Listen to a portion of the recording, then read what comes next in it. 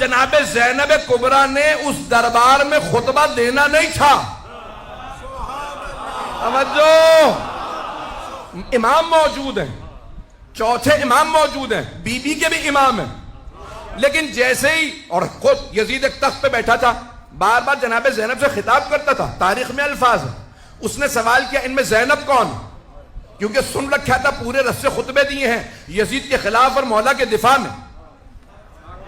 اس نے سوال کیا زینب کون ہے؟ کسی نے اشارہ کیا یہ ہیں.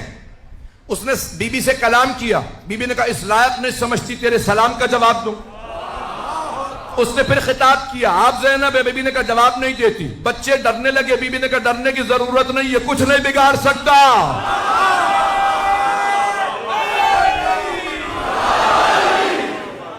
چلیے گا میرے ساتھ، میں پورا خونہ ذکر دے رہا ہوں. پوری رات نہیں سویا ہوں، مسلسل پچھلے 4 ہفتوں سے سفر ہی کے اندر ہوں، اور مسلسل یقین مانیے مجالس کے علاوہ اور کچھ نہیں ہے. نہ کھانے کی اس وقت کوئی بھوک ہے، نہ سونے کی، صرف اور صرف مجالس پڑھ رہا ہوں. جو مطالب پیش کروں میرے قبول فرما لیجیے گا. اب ایک مرتبہ جب وہ بار بار خطاب کر رہا تھا نا، بی بی جواب نہیں دیتی تھی. جناب زینب نے، اس نے پہلے کلام کیا، جواب نہیں دیا، بار بار کلام کیا، پھر سلام کیا، بی بی نے جواب نہیں دیا. تو تمام مسلمانوں سے سوال کرو کہ نبی کی نواسی کیا مسئلہ نہیں جانتی تھی کہ سلام کا جواب واجب ہے؟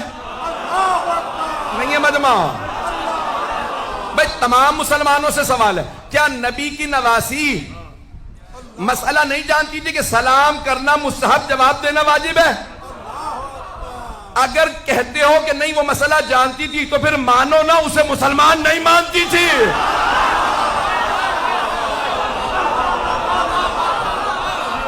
جسے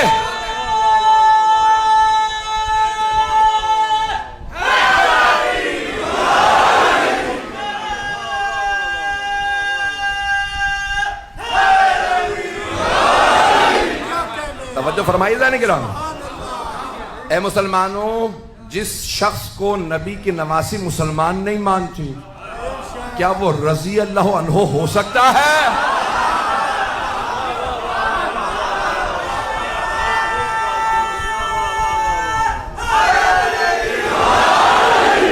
بات پہنچ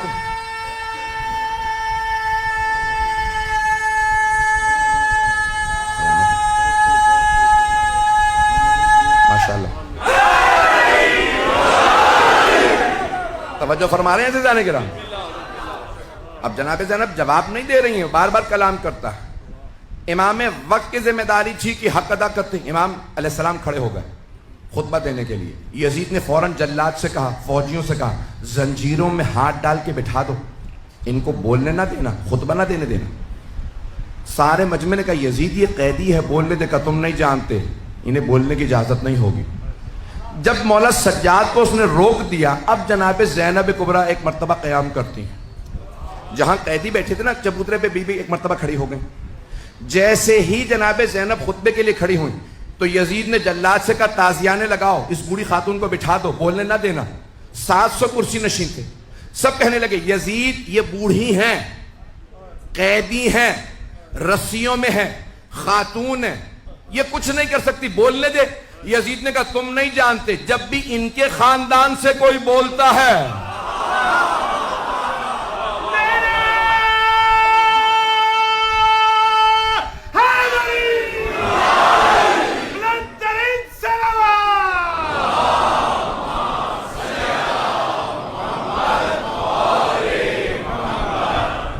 جب بھی ان کے خاندان سے کوئی بولتا ہے وہ ہمارے خاندان کو نابود کر دیتا ہے. یہ عام بی بی نہیں ہے، تم نہیں جانتے، میں جانتا ہوں ان کے خاندان کو. تو ایک مرتبہ سب نے شور مچانا شروع کیا، یزید کچھ نہیں کر سکتی، بولنے دے. ایک مرتبہ یزید نے زور دیا نہیں ان کو بولنے کی اجازت نہیں ہے، تازیانے اٹھا. اب جناب زینب نے سر اٹھایا، اب تک یزید کا جواب نہیں دے رہی تھی. بی بی نے سر اٹھا کے ایک مرتبہ یزید کو دیکھا، کہا یبنت طلقاء. طلقاء جمع ہے طلیق کی. طلیق کہتے ہیں جب دو افراد میں جنگ ہو، ایک دوسرے کو گرا کے زیر کر دے اور سینے پہ پاؤں رکھ کے کہ جا.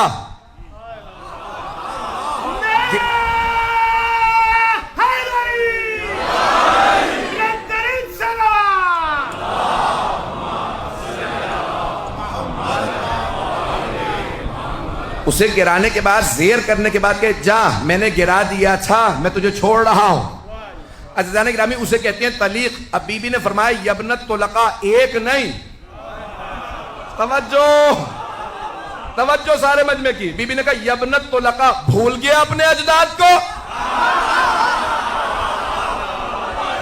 تیرے اجداد کو میرے بابا نے زیر کر کے آزاد کیا تھا.